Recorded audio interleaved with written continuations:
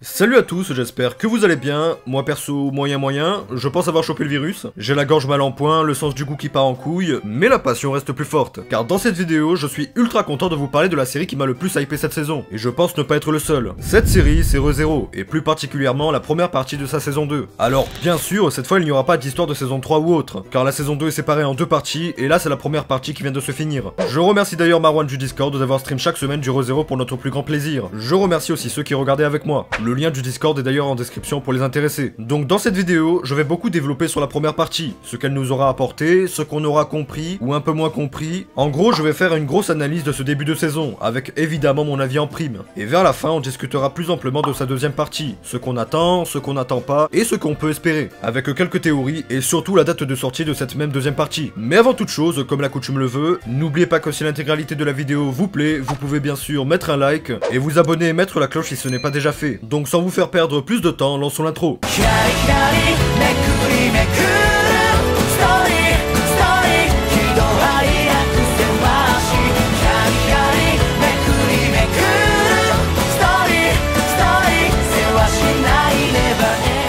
Alors, qu'est-ce qu'on pourrait dire sur cette première partie de la saison 2? C'est déjà que comparé à la première saison, il n'y a strictement aucune baisse de qualité, que ça soit au niveau de l'animation ou de la trame scénaristique et des OST utilisés. Le début peut être certes un peu lent, mais c'est plus on avance, et plus l'objectif principal de la série commence à s'étendre pour atteindre des horizons qu'on n'aurait jamais suspecté atteindre au début. De base, on suivait un mec un peu paumé dans la vie, qui se retrouve être, contre sa volonté, plongé dans un monde cruellement fantastique. Et là, nous nous retrouvons à avoir tellement de trames scénaristiques à résoudre qu'on ne pense même plus à comment a commencé la série. Et ça prouve bien que l'œuvre a réussi à nous immerger dans son intrigue, car personnellement, en regardant encore une fois, je pense avoir presque totalement oublié le fait que Subaru ne fait pas partie de ce monde, ou du moins qu'il n'en est pas originaire. Et dans ce début de première partie, on a enfin eu le droit à un développement du personnage principal, particulièrement quand il s'est vu confronté aux erreurs de son passé, caractérisant encore plus le personnage de Subaru. Car il ne faut pas oublier que malgré tout ce qu'il a vécu, il n'en reste pas moins un adolescent de 17 ans. Et il peut avoir vu des gens mourir devant lui, du sang couler à flot, revoir son père l'a rendu triste. Encore plus maintenant qu'il avait le recul pour comprendre la situation difficile dans laquelle il mettait ses parents. Donc ces larmes nous montrent qu'il est encore humain, et qu'il reste le fils à son père.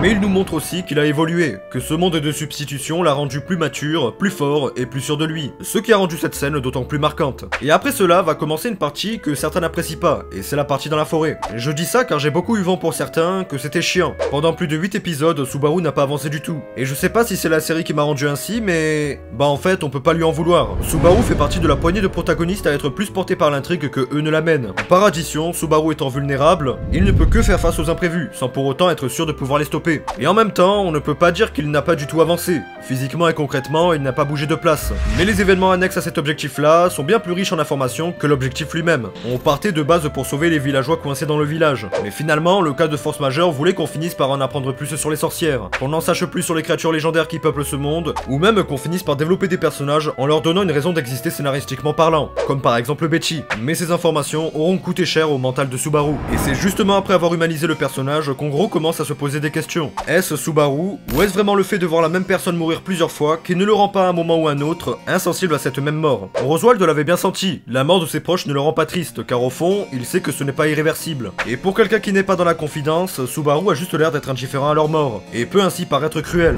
Donc Subaru, en plus de mourir pour ses proches, faire des efforts dont personne ne sera jamais au courant, maintenant il doit en plus endosser le rôle du méchant, ou du moins le manque d'informations à son sujet l'oblige à faire ainsi. Mais la série va toucher encore plus loin dans cette saison en s'attaquant à la racine même de son engouement, qu'est la résurrection de Subaru à sa mort. Ce n'est plus un secret maintenant, mais quand Subaru meurt, il revient un peu dans le temps et surtout en parfaite santé. Alors là oui, le parallèle avec Dark Souls, je valide. Mais j'avoue que ce système me fait un peu penser à celui des jeux à décision, style Telltale Game. Mais bref, en gros, sa résurrection est devenue un acquis pour la plupart des spectateurs qui suivent la série de près ou de loin. Et bien là, on va creuser un peu plus profond dans cette saison 2, en se demandant d'où est-ce que ça vient, qu'est-ce qui définit les checkpoints, ou même si la temporalité dans laquelle il meurt subsiste-t-elle toujours après sa mort? Et même, pas beaucoup de gens se posent la question, qu'en est-il de la situation au Japon? La vie continue-t-elle sans Subaru? Le temps s'est-il stoppé? Ou est-ce que son existence a été effacée de l'inconscient collectif? C'est pour avoir des réponses à toutes ces questions que l'intérêt que je porte à la série ne fait que grandir. Et là où elle ne perd pas de son intérêt, c'est que la résolution d'un problème ne fait que en générer bien d'autres. Ou bien le temps pris pour s'en occuper, que déjà 3000 autres questions et mystères ont déjà été soulevés. On pourrait même parler du fait que l'épreuve d'Emilia nous est tenue secrète. Nous ne savons absolument rien de ce qu'elle a vu, ce qui est dommage, ça aurait été une bonne occasion de caractériser le personnage. Mais si la série seriez passé à côté d'une telle occasion, c'est que c'est sûrement calculé, et que nous finirons bien par avoir les réponses attendues, mais dans un moment qui lui est attendu par l'intrigue, et non par les spectateurs. Tout cela n'est que le témoin d'un univers riche et varié, qui permettra à la série dans sa futur prochain de sûrement faire preuve d'un foreshadowing inattendu. En bref, cette première partie est pour moi la preuve existentielle même qu'il valait bien la peine d'attendre 4 ans pour avoir cette suite, mais ça on va en parler plus en détail.